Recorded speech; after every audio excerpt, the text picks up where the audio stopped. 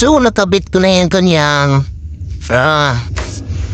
chain set mga part. So, yung sprocket na pinakita ko, nakabit ko na at nahigpitan ko na rin yan. All goods na yan. So, wala na yung problema. At yung makina, goods na yan mga part. Tapos na natin yan ma-overhaul. So, naka-install na yan dyan. Di ko na napakita sa inyo ang pag-install kasi nagmamadali tayo at sobrang bigat. So, limutan na mag-video. Kaso ayaw pa niya umandar. Kasi yung wirings ang problema. So, need help tayo kay Boss Joam na ating mentor mechanic. So, kasi wala pala masyadong alam sa pagba-wirings nito. So, kailangan to gamitan ng mga tester. So, padalhin ko pa to sa kanya para ma-test kung saan ba yung kulang sa wirings kasi walang lumalabas na kuryente dito sa kanyang ignition. So, ilang ikot ko na yung ganyan mga sakit dyan sa connection niya. Wala pa rin siyang kuryente. So, no-twist na talaga tayo. So, yan. May spring na yung sidursta natin. Medyo nagasgas kasi sobrang tawag doon. Sobrang higpit. Kaya nagasgas siya ng ginamitan natin ng star screw.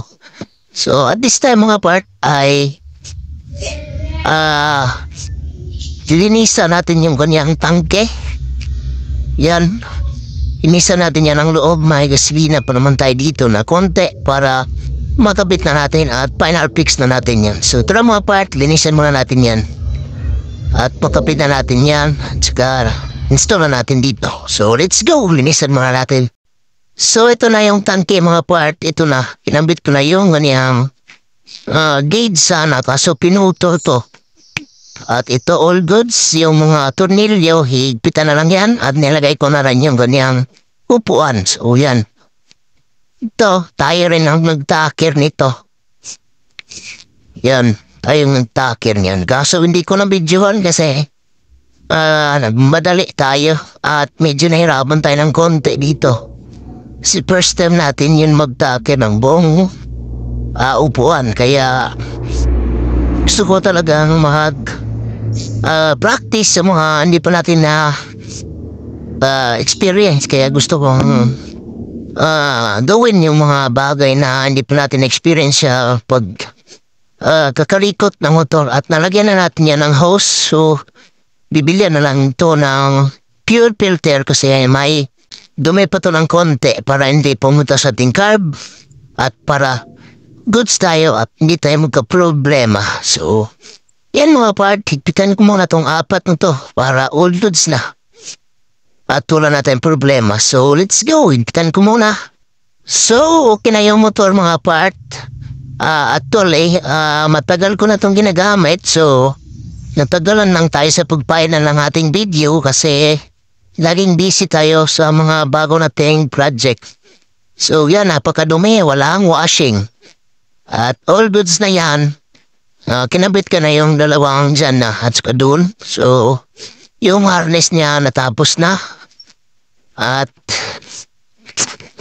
yan, tapos na yan lahat. So, papanda rin natin siya ngayon para makita nyo ang labas ng motor na to. So, ito lang siya. Ilaw na lang talaga kulang ito.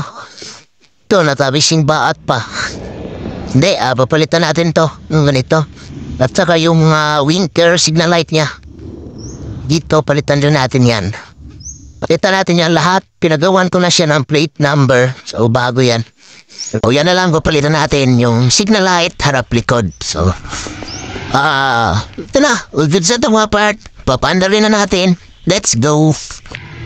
So, wala pa itong susian. Bibilan pa natin to ng ignition. So, ito. Yan, one click. One click yung motor, mga part.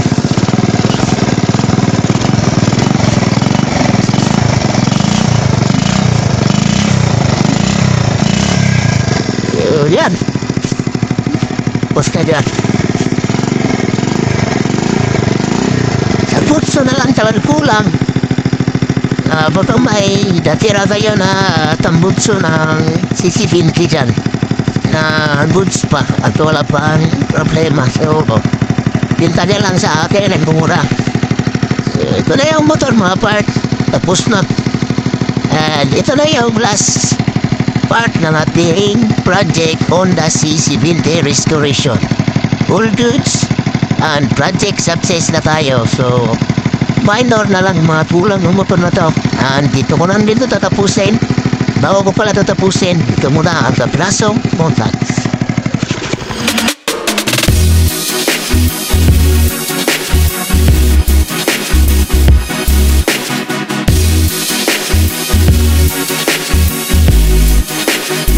Yo, what's up mga parts? So, before tamo pa dayo, nasa ko'y palailan ninyo na game. So, muna siya ang PHL Boss. So, kaning game is daghan gani siya mga dula. So, muna siya ang sulod sa PHL Boss. So, simple kanyang buhaton ani.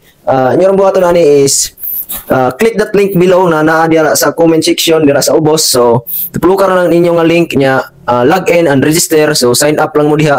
So, pag register niyo, muna ni ang makita niyo sulod. So, ato ni ipakita ninyo ron via Zoom. So ato ning nagtawon dira ron. So muna ni siya ang game mga parts. So dagan kini siya mga dula na siya Mines, Super Ace nya color game na sad ni siya fortune games. So muna ni siya magdula na ta mga parts. So mabet ta diag 10 pesos nya tublo ko na to ang bet nya tugtog ta diha nya bang naglag gamay ang screen bam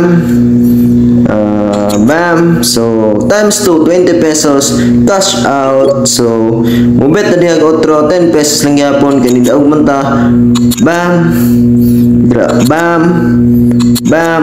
So all goods 20 pesos na atong 10 pesos. So cash out. So muna na mga part, let's go. So inatuon ra pagdula ang PHL Boss mga part. So nakita ninyo ganiha nga nidaog kita. So meaning to say nga buinas kita tong link. So unsa pa niyong ipaabot mga part, click nyo na ang link dyan sa ubos. So muna i-link na to and simple ra instruction mga part. So every week mga tag 100 pesos sa lucky winner. So dapat lang yung button is naka-like, share, and syempre follow my page. Then screenshot ninyo nga ang gigamit niyo pag-register is akong link diyon. I-post lang na diya sa comment section sa ubos kay ako nang taon tanan kay basin day kamo nay matagan nato pang free dula ninyo pohon. So malay ninyo diri na ta dato pohon og masinso. So buinas kay atong link kita ninyo ganiha na wala dita na siplat pagtuplok sa mga bomba sa mine. So kaduha ta ni dula. So daog ditanan. So mo sa pa nyong ipaabot, click that link below and basin day kamo na ang matagan nato 100 pesos every week. And soon pod basin pesa natong iparapol ninyo and hopefully og mas mudagan pa ring views ani nga video. So mas makahatag pa tanyo og mas dako og mas makapalipay nga pa premyo. So unsa pa yung ipaabot mga part, click the link below and register now. Let's go.